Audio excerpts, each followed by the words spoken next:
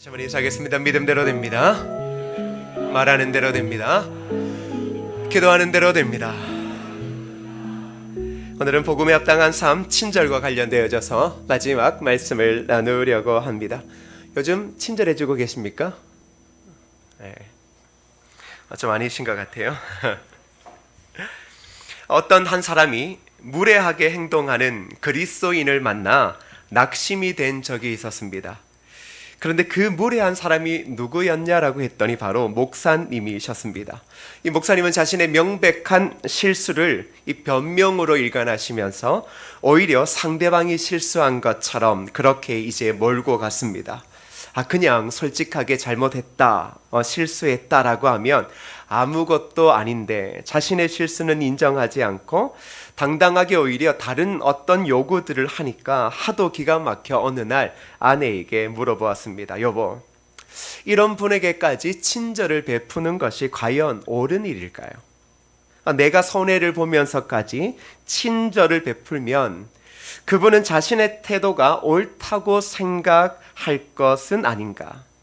안 믿는 사람들도 이렇게 무례한 사람은 없는데 목사님이 그러니까 어떻게 해야 할지 더욱 혼란스럽다 이렇게 말했습니다. 근데 솔직히 안 믿는 사람들 중에도 이렇게 무례한 사람이 없을까요? 많을까요? 많습니다. 근데 이 말을 하는 건 뭐냐 그러면 이 목사님한테 아주 크게 상처를 받았다는 거겠죠? 그래서 그는 자신의 아내가 아니라 이 무리한 그리스도인에 대해서 어떻게 태도를 취해야 할지 여러 사람들 또 신앙의 동료들에게 물어보았습니다. 그때마다 사람들의 대답이 다 달랐습니다. 그래서 결국은 마지막에 누구한테 물어봤을까요? 하나님께 물어보았습니다. 하나님 어떻게 하면 좋겠습니까? 그랬더니 하나님의 대답이 무엇인 줄 아십니까? 하나님의 대답은 그거 다른 것이 아니라 이거였습니다. 나는 너보다 더 무례한 놈을 보지 못했다라는 겁니다. 하나님이 이렇게 무례한 사람을 어떻게 해야 되냐라고 했더니 너보다 무례한 놈이 또 어디 있느냐라는 겁니다. 결국 그런 음성이 들려서 그 사람은 아무 소리 하지 못하고 꼬리를 내렸다라고 말합니다. 이 글이 시사하는 바는 매우 큽니다. 저 또한 무례하기 그지없습니다. 목사인데도 손해보면 무례합니다. 사랑한다라고 하면서 무례하게 행할 때가 많습니다. 요즘 갑질 이 이야기가 많은데 담임 목사도 갑질을 할 때가 많습니다. 그래서 제가 되게 힘든 겁니다. 어느 회장님이 자신의 직원에게 무례하게 했다라는 것이 제가 그것에 대해서 아무 말 하지 못하고 그 회장님을 욕하지 못하는 이유는 그 속에 대놓고 쌍욕은 하지 않지만 갑질을 하고 있기 때문입니다. 여러분들 중에 갑질 안 하시는 분 있습니까? 제가 보기에는 다 한갑질 하셔요. 그런데 우리나라의 특성은 뭐냐 그러면 갑질인데 그 안에 사랑이 있다라는 겁니다. 그러니까 독특한 사고를 가진 나라는 명확합니다. 또한 저는 무례한 그리스도인들 또 동등한 입장에 있는 목사들을 보면 저런 분에게까지 친절을 베푸는 게 과연 옳은 일일까라고 동등하게 고민하기도 합니다. 예화에 나오는 그 사람처럼 그 사람이 자신의 태도가 옳다라고 생각할 수 있다라는 그 생각이 계속 들기 때문에 이 사람에게 친절을 그만 베풀어야 된다라는 생각이 듭니다.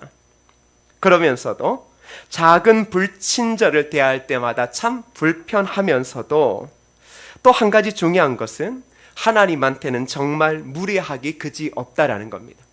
불친절에 대해서 참 싫어하고 교회 안에서 어떤 성도들이 불친절하게 대하는 것만 봐도 되게 기분이 나쁜데 실질적으로 우리 입장에서는 하나님한테는 정말 무례하기 그지없습니다.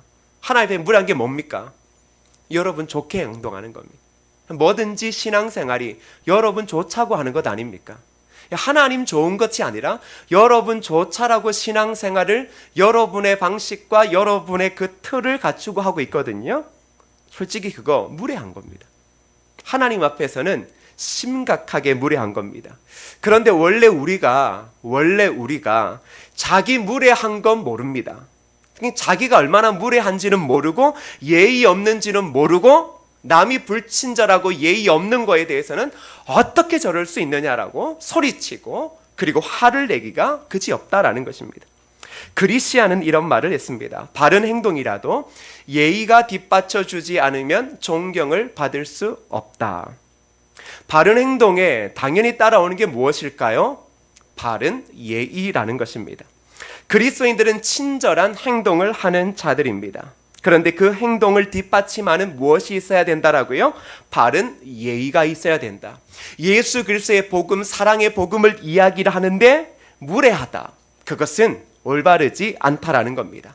아무리 바른 이야기를 할지라도 그것은 사람들의 마음에 감화 감동을 줄 수 없겠죠. 그러니 친절한 그리스도인의 입장에서는 저와 여러분들이 핵심되어지는 진리를 가지고 있다 할지라도 그 진리를 뒷받침해 주는 게 무엇이라고요? 예의라는 것입니다. 수넴 여인의 친절을 우리는 살펴보고 있습니다. 그의 친절에는 바른 예의가 뒷받침되어지고 있다라는 겁니다. 또한 그 친절은 한결같은 친절입니다. 어떠한 상황 속에서도 선지자 엘리사에 대한 친절을 소홀히 한 법이 없습니다. 원래 친절이라는 것이 상황에 따라 하는 것이 아닙니다. 내 기분과 감정에 따라 하는 것은 원래의 친절이 아닙니다. 그것은 그냥 자기 좋을 대로 행동하는 것뿐일 겁니다. 그런데 친절은 무엇입니까? 상황이 바뀌고 환경이 바뀌더라도 변함없이 베풀어지는 것, 그것이 바로 그리스도인의 친절이라는 것이죠.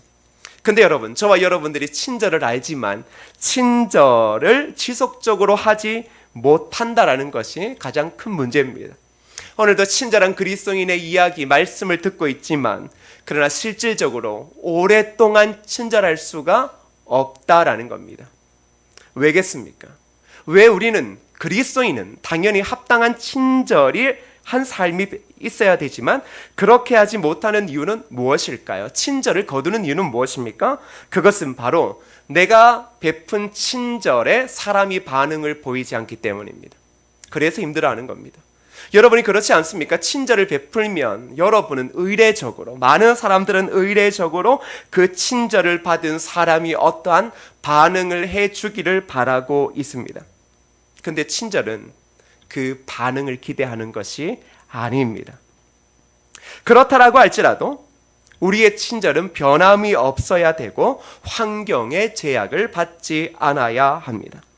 수넴 여인의 친절은 늘 언제나 동일했습니다. 늘 언제나 그 차이가 어떤 상황에 따라 자기의 기분에 따라 차이가 나지 않았습니다. 가끔 우리가 친절을 그만둘 때 반응이 없을 뿐만 아니라 끊임없이 우리의 것을 다 부어 주어야 하기 때문에 오래도록 하지 못합니다. 과연 친절을 베풀 때 우리에게는 어떠한 복이 있을까? 이런 생각을 합니다. 성경은 바로 오늘 그 부분을 우리에게 이야기해주고 있습니다. 우리는 끊임없이 한결같이 평생 우리의 모든 것들을 쏟아붓는 듯한 친절을 베풀 때 하나님은 과연 그러한 그리스도인들에게 어떠한 은혜를 주시는가 하는 겁니다.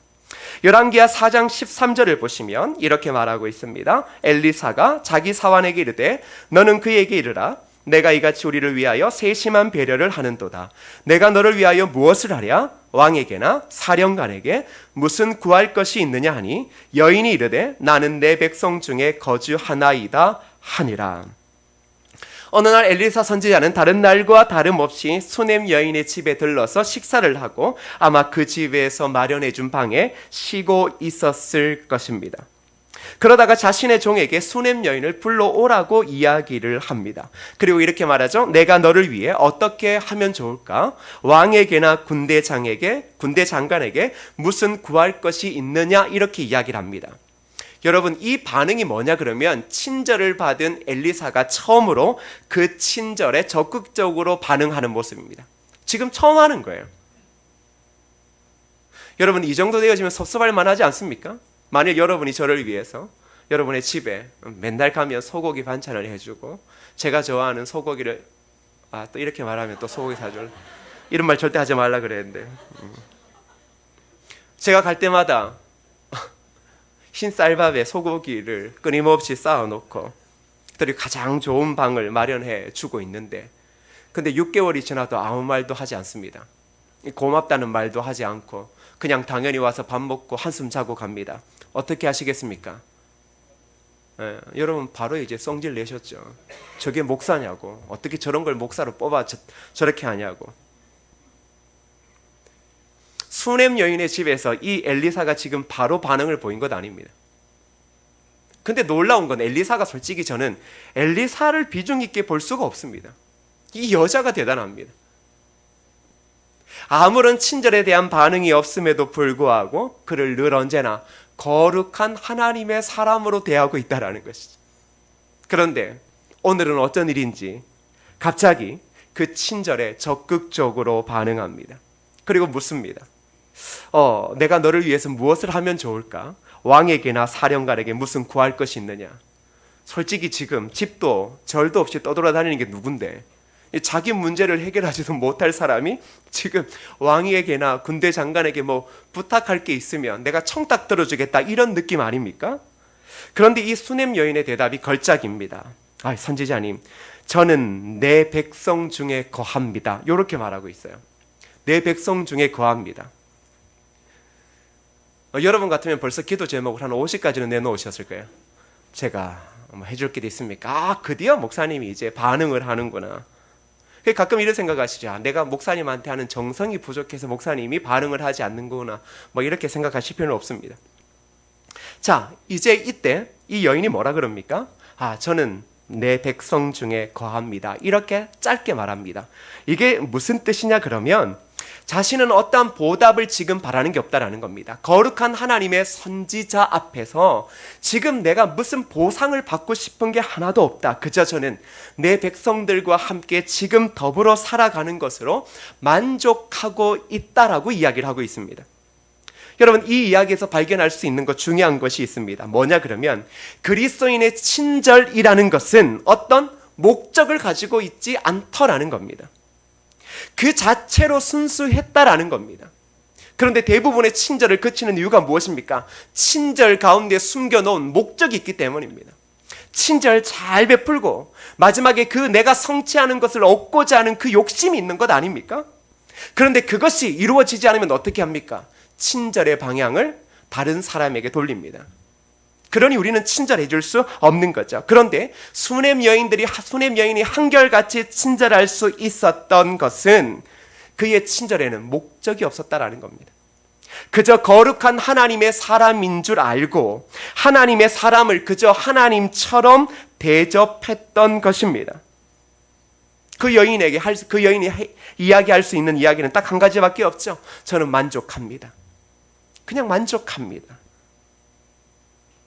이 여인의 말에 엘리사 선지자는 진짜 더 큰 친절의 따뜻함을 느꼈을 것입니다.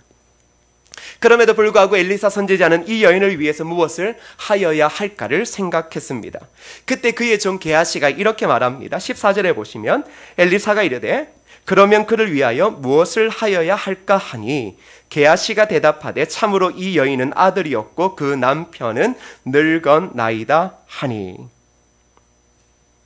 여러분, 이 집에 지금 가족 구성원을 알 수 있죠. 누구밖에 없습니까? 수넴 여인과 그리고 그의 나이 많은 남편, 늙은 남편밖에 없습니다. 도대체 얼마나 돈이 많은지는 모르겠는데, 근데 그 두 사람이 있습니다. 그 두 사람이 있는데 이 엘리사 선지자가 눈치 없이 자꾸 가서 밥을 얻어 먹질 않나, 잠을 자고 있지를 않나, 그런 상황이었습니다. 그런데 그의 종 엘리사의 종 게하시가 그 집을 관찰을 참 잘했나 봅니다. 그의 마음에도 그의 친절이 다른 사람과는 다름을 알 수 있었겠죠. 자신의 주인을 그렇게 극진하게 대접해주는 사람을 그 시대에 발견하지 못했는데 수넴 여인만은 달랐기 때문입니다. 근데 그 종 게하시가 이 집을 눈여겨 관찰했습니다. 그랬는데 뭘 알 수 있습니까? 자녀가 없다는 사실을 알았습니다. 그래서 결국은 이 게하시가 그의 종 엘리사에게 뭐라 그럽니까? 이 집에는 자녀가 없습니다. 그렇게 상황을 이야기해 주었습니다. 그랬더니 이 이야기를 들은 엘리사가 다시금 수넴 여인을 불러오라 하며 이렇게 이야기를 합니다. 이렇게 말합니다. 엘리사가 이르되 한 해가 지나 이때쯤에 내가 아들을 안으리라 하니 여인이 이르되 아니로소이다. 내 주 하나님의 사람이여 당신의 계집종을 속이지 마옵소서 하니라. 여인이 과연 잉태하여 한 해가 지나 이때쯤에 엘리사가 여인에게 말한 대로 아들을 낳았더라. 자, 여러분 한번 보세요. 원래 이 집에는 아들이 없습니다. 그리고 남편이 늙었습니다. 이 무엇을 이야기를 합니까? 인간의 힘으로 해결할 수 없는 문제를 가지고 고스란히 살고 있었다라는 겁니다.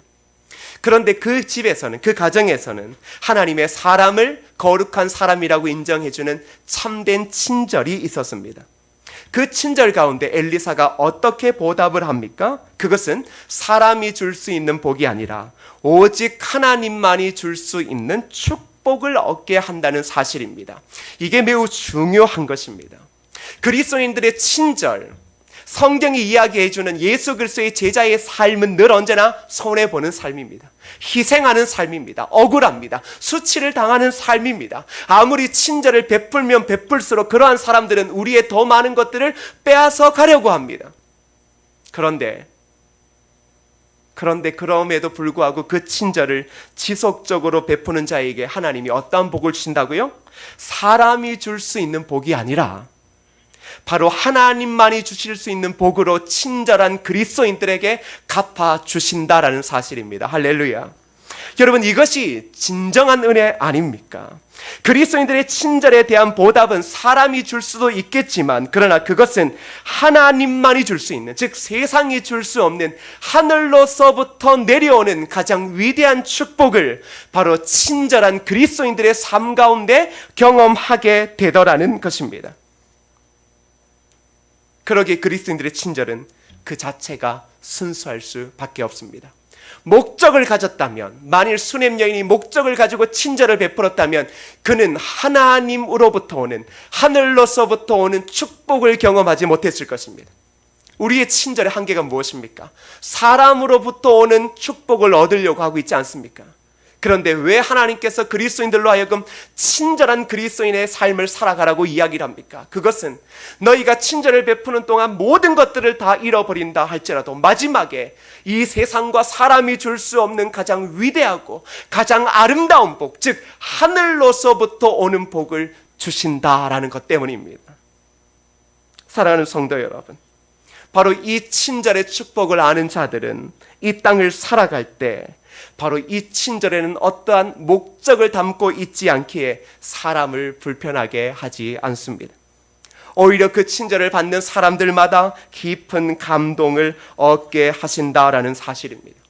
그런데 여러분, 이 가정의 이 친절은, 친절에 대한 이 복은 이것으로 끝나지 않습니다. 여러분과 제가 잘 알듯 이 집에는 그 다음 해에 아들이 생겼습니다. 그러다가 또한 이 가정에 큰 어려움을 가지게 되어지는데, 그것은 바로 하늘로서부터 왔던, 하늘로서부터 받았던 그 축복인 아들이 갑자기 병들어 죽게 되었습니다. 그때 수냄 여인이 엘리사를 찾아갑니다. 그때 엘리사는 수냄 여인의 아들을 위해 다음과 같이 행동합니다. 죽은 아이의 입에 자신의 입을 대고, 죽은 아이의 눈에 자신의 눈을 대고, 죽은 아이의 손에 자신의 손을 대고 엎드려 기도합니다. 여기서 알 수 있는 한 가지는 뭐냐 그러면, 적어도 엘리사 선지자는 자신이 받은 그 친절, 가장 위기 때 그는 자신의 생명을 걸었다라는 것입니다. 순수한 수냄 여인의 친절을 받은 엘리사는 결국은 순수하게 자신의 생명을 내어놓는 보답으로 행동하고 있습니다.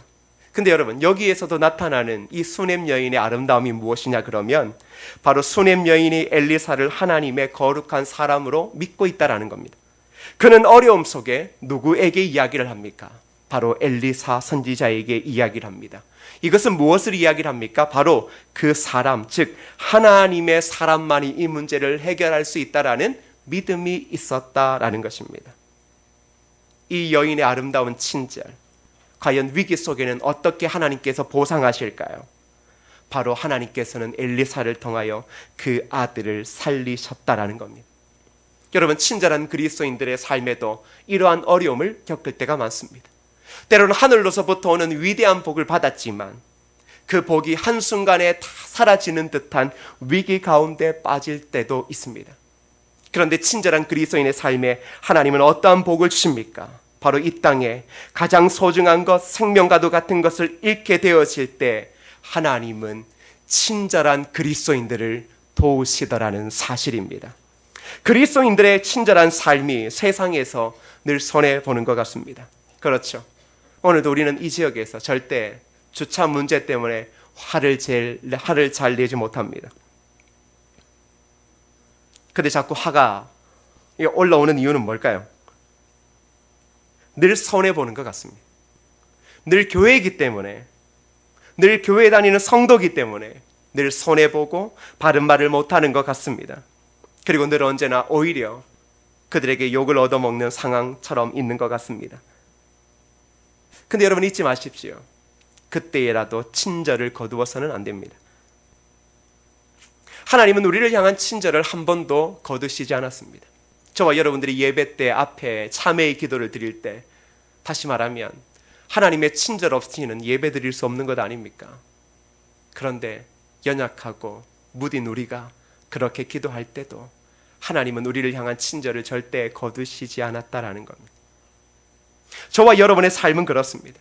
복음에 합당한 삶이라는 것은 그저 노력하자, 그렇습니다. 노력도 해야 됩니다. 그런데 복음을 가진 자들은 한결같이 친절한 그리스도인으로 살아갈 수밖에 없다라는 겁니다.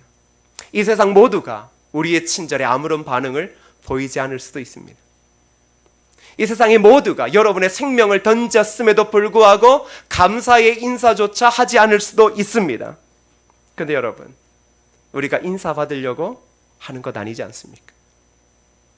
그들에게 감사의 말을 듣고자 친절을 베푸는 것은 아니지 않습니까?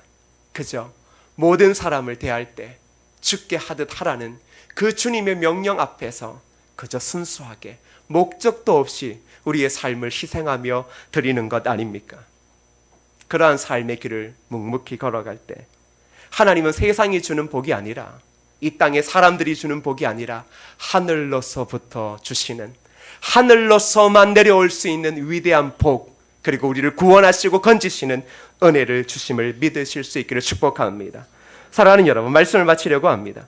그리스도인의 친절을 통해 저와 여러분 그리고 우리의 친절을 받는 사람들에게 명확한 한 가지의 증거가 드러납니다. 그것이 무엇일까요? 이게 매우 중요한 것입니다. 요한일서 4장 12절 13절을 함께 읽어보겠습니다. 시작. 어느 때나 하나님을 본 사람이 없으되 만일 우리가 서로 사랑하면 하나님이 우리 안에 거하시고 그의 사랑이 우리 안에 온전히 이루어지느니라. 그의 성령을 우리에게 주심으로 우리가 그 안에 거하고 그가 우리 안에 거하시는 줄을 아느니라. 잘 보세요. 어느 때나 하나님을 본 사람은 없다. 만일 우리가 서로 사랑하면 하나님이 우리 안에 거하시고 그의 사랑이 우리 안에 온전히 이루어지느니라. 이렇게 이야기를 하고 있죠. 무엇입니까?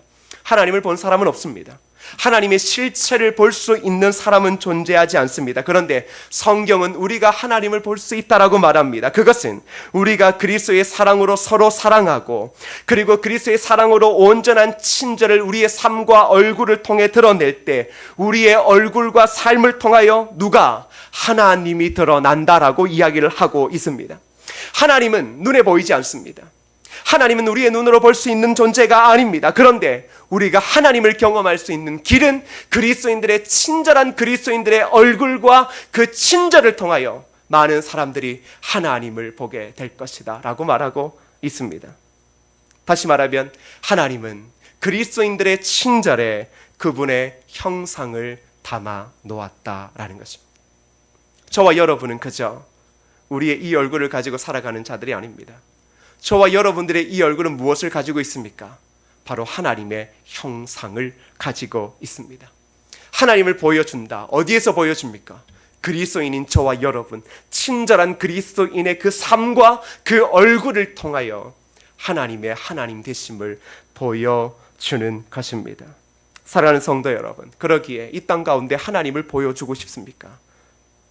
그렇다면 친절한 그리스도인 되십시오.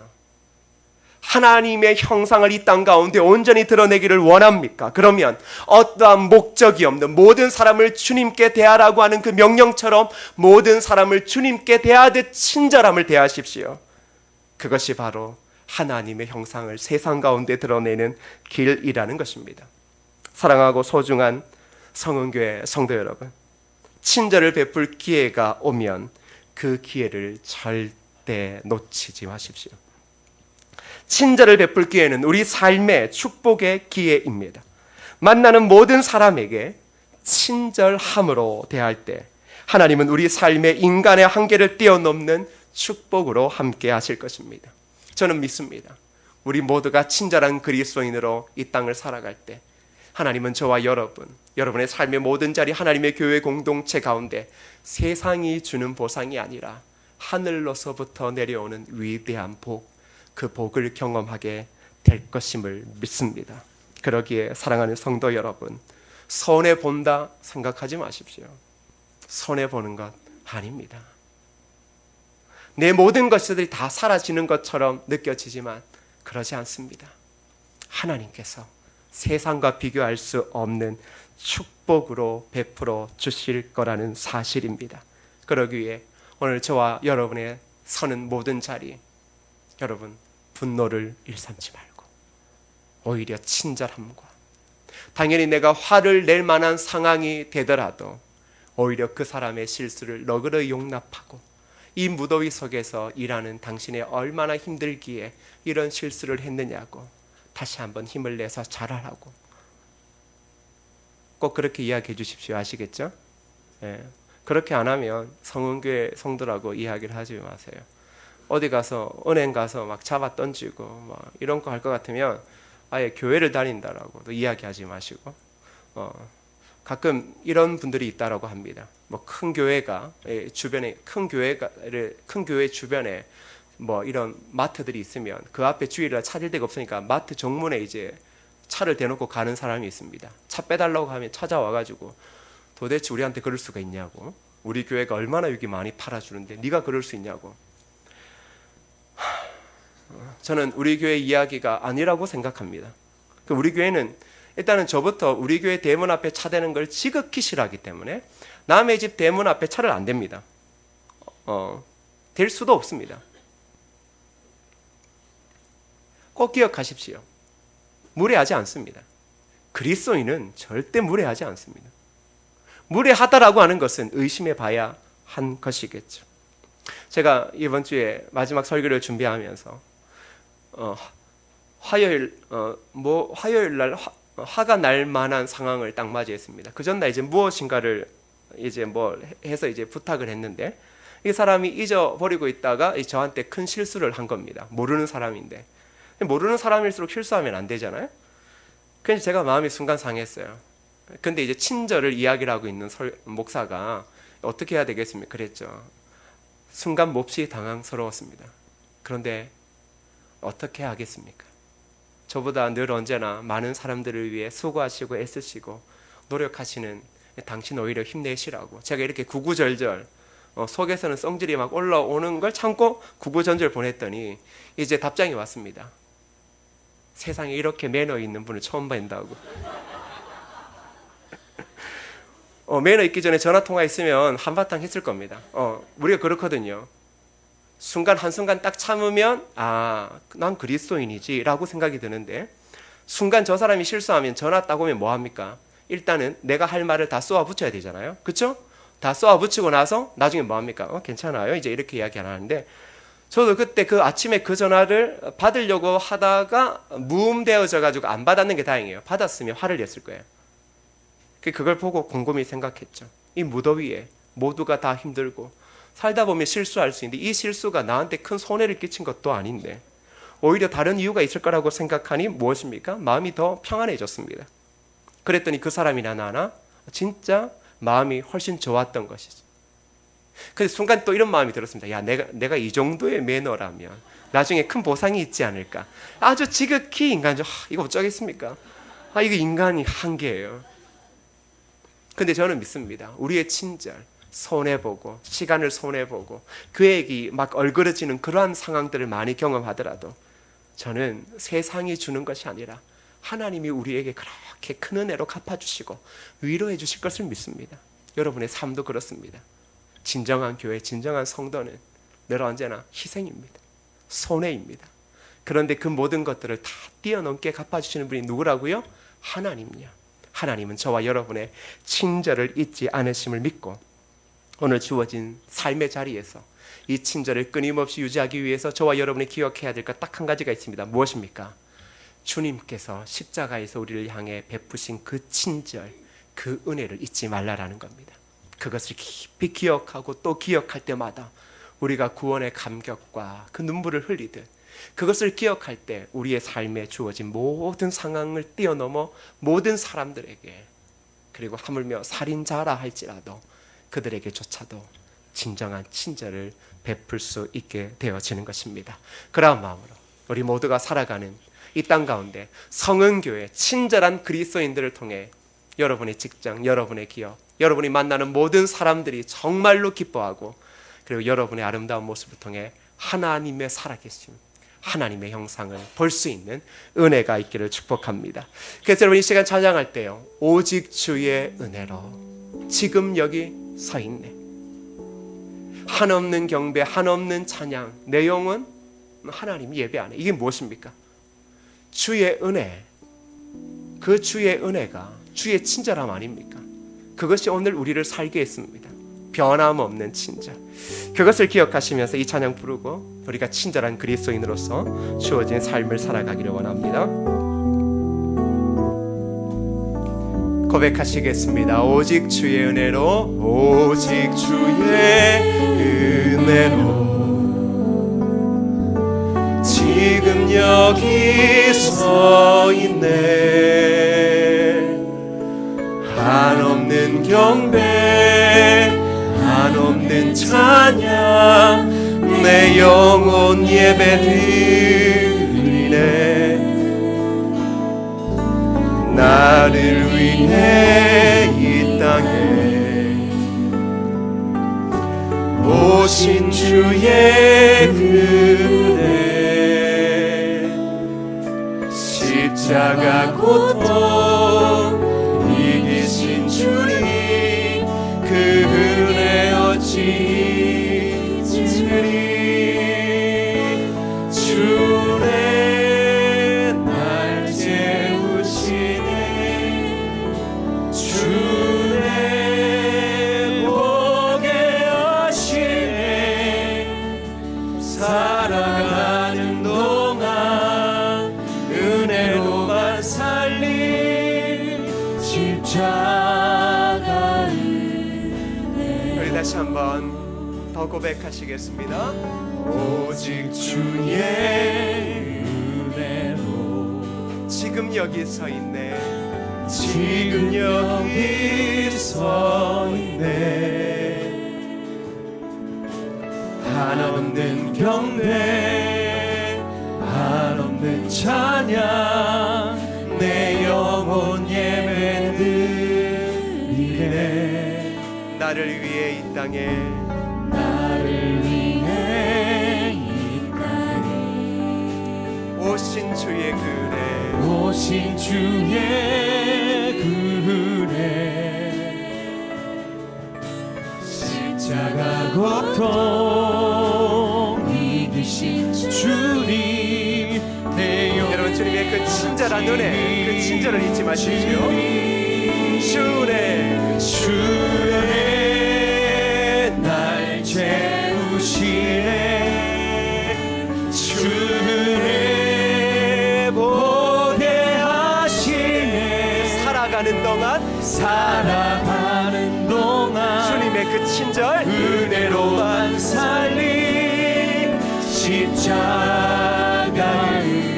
주의 날 채우시네, 주의 날 채우시네, 주의 보게 하시네. 살아가는 동안